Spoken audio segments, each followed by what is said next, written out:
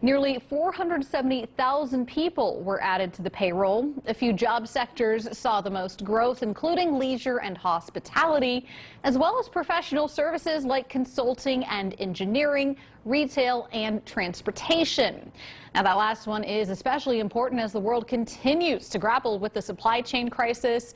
8,000 truck transportation jobs were gained last month.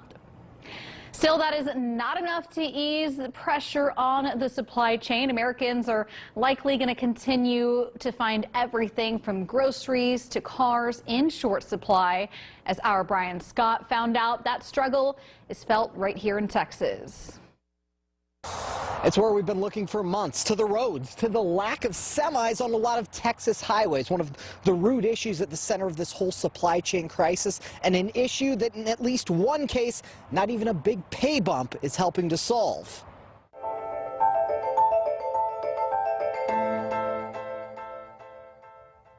Right now, they're managing West Texas, South Texas, East Texas. One of the state's biggest trucking dispatches, though it may not look it. The entire company are controlled by these three folks here. And Jim Grundy keeps things lean at Sisu Energy's Fort Worth headquarters. This is what we just rolled out. Creating and leading on new technology to help get his drivers hauling and working the oil and gas fields across the state, because Jim says the manpower has been a struggle. We're a few hundred short. Drivers, despite Jim making headlines last year offering routes that could make up to $14,000 per week, routes that have gone even higher. You know, last week our top guy did $24,000. But still, he can't find the people with the skills or willing to learn them to take those jobs. We're not getting new drivers from outside the oil and gas space. Not promising for the supply chain, which some experts now say is unlikely to normalize this year. And this is just a really weird economy that we have right now. University of North Texas professor Dr. Nathan Hudson says the country has a backlog at its ports after a strange few years. Not to mention the way supplies move was already changing with the rise of online instant turnaround shopping. And a lot of those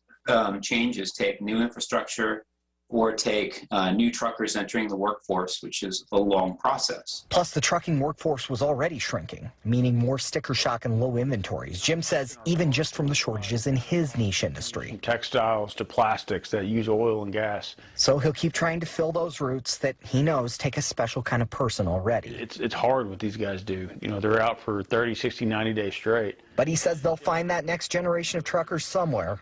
Too many people count on them for them not to.